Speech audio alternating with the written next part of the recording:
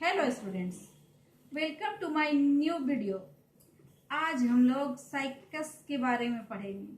Cycas एक जिम्नोस्पर्मिक plant है। जैसा कि हम लोग जिम्नोस्पर्म का कैरेक्टर जानते हैं, इसमें जो सीड पाया जाता है वो नेकेड होता है, अर्थात वो फ्रूट के अंदर कवर नहीं होता है। साइकस, जिसको सागोपाम बोलते हैं, फर्न ट्री भी बोलते हैं, ये एक स्लो ग्रोइंग प्लांट है, लॉन्ग लिव्ड है और एवरग्रीन प्लांट है। इसका 20 स्पीसीज पूरे वर्ल्ड में पाया जाता है। 5 स्पीसीज इसका इंडिया में पाया जाता है। साइकस इरिवोल्यूटा, जिसको सागोपाम बोलते हैं, से साबूदाना तैयार किया जाता है। सी राम्पी, सी सार्सिनेलीज, सी बैटोमी, ये साउथ इंडिया में विशेष रूप से पाया जाता है बहुतायत रूप में। और सी पेक्टिनाटा, ये ही 5 स्पीसीज इंडिया में देखा गया है। ये साइकस का जब हम मेन स्टेम देखेंगे तो हम इसमें पाते हैं कि ये अनब्रांच्ड होता है, अर्थात कोई ब्रांचिंग इसमें नहीं होती है। ये जो स्ट्रक्चर आप देख रहे हैं, ये इसको लीफ स्कार कहते हैं।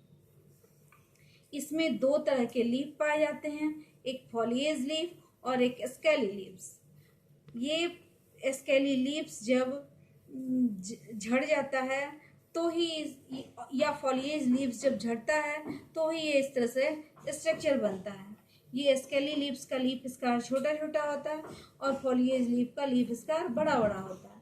जब फॉलिएज लीफ जब यंग रहता है, जब फुल मैच्योर नहीं होता है ये, उस टाइम पे ये दोनों साइड से घूम करके बीच में इस तरह का संरचना तैयार करते हैं, जिसको कि सर्सिनेटली कॉइल्ड बोलते हैं।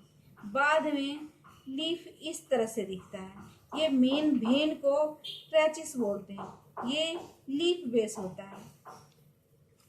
साइकस के रूट को अब हम देखेंगे। साइकस के रूट को देखने पर पता चलता है कि इसको हम लोग कोरिलॉइड रूट बोलते हैं। रूट इसमें टैप रूट होता है। जैसा कि हम जानते हैं कि सीड जर्मिनेट करता है, उसके बाद से ऊपर का हिस्सा फ्लोमुल बनाता है, नीचे का हिस्सा रेडिकल बनाता है। इसी रेडिकल से एक लॉन्ग ब्रांचिंग निकलती है, जिसको कि टैप रूट बोलते हैं। टैप रूट में साइड ब्रांचिंग नहीं पाया जाता है। साइड ब्रांचिंग का काम होता है मिट्टी से वाटर मिनरल और लेकर के ऊपर पहुंचाना। बाद में ये रूट डिजॉल्व कर जाता है, उसके जगह पर एडवेंटिशियस रूट निकलता है। जमीन के ठीक नीचे लेटरल रूट पाया जाता है। इसी में अलगी, फंजाई और बैक्टीरिया का एसोसिएशन होता है, जो कि जमीन से मिट्टी से खनिज लवण और जल अवशोषित करके आगे के भाग में पहुंचाते हैं। इसके साथ ही इन सूक्ष्म जीवों को भी इस साइकस प्लांट से भोजन मिलता है, जिसके कारण ये भी बेनिफिट में रहते हैं। ऐसे अभी कोरिलॉइड रूट का कोई डेफिनिट फंक्शन पता नहीं है। ये सूक्ष्म जीव और प्लांट दोनों सिम्बायोसिस एसोसिएशन में रहते हैं। अब हम रूट का इंटरनल स्ट्रक्चर देखेंगे, जिसमें रूट के इंटरनल स्ट्रक्चर को देखने पर हम पाते हैं कि इसमें रूट हेयर्स होता है। बाहर के ऊपर के एपिडर्मिस को एपिब्लेमा बोलते हैं। मल्टी लेयर्ड 3 पैरेन्काइमेटस कॉर्टेक्स पाया जाता है, जिसके की इंटरसेलुलर स्पेस में स्टार्च का और टेनिन्स का डिपोजिशन होता है।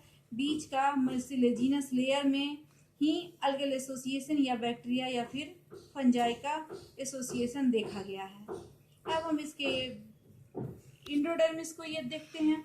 इंडोडर्मिस के ठीक नीचे मल्टीसेलुलर पेरिसाइकल होता है। उसके बाद जो इसका वैस्कुलर बंडल होता है वो रेडियल टाइप का होता है, अर्थात एक बैंड जाइलम का, फिर एक फ्लोएम का, फिर एक जाइलम का, फिर एक फ्लोएम का। अगर इसमें 2 बैंड जाइलम का पाया जाता है तो उसको डायार्च बोलते हैं। 3 बैंड अगर जाइलम का पाया गया तो इसको ट्राइआर्च बोलते हैं। अगर 4 बैंड हो गया तो इसको टेट्राआर्च बोलेंगे। फिर बीच के बड़ा बड़ा जाइलम जो है इसको मेटाजाइलम बोलेंगे। साइड के अपेक्षाकृत छोटा जाइलम को प्रोटोजाइलम बोलेंगे। पिथ का अभाव होता है, इसमें पिथ अब्सेंट होता है। ये रहा साइकस कोरिलॉइड रूट का ट्रांसवर्स बर्स सेक्शन। अब इसके हम वर्टिकल सेक्शन देखेंगे।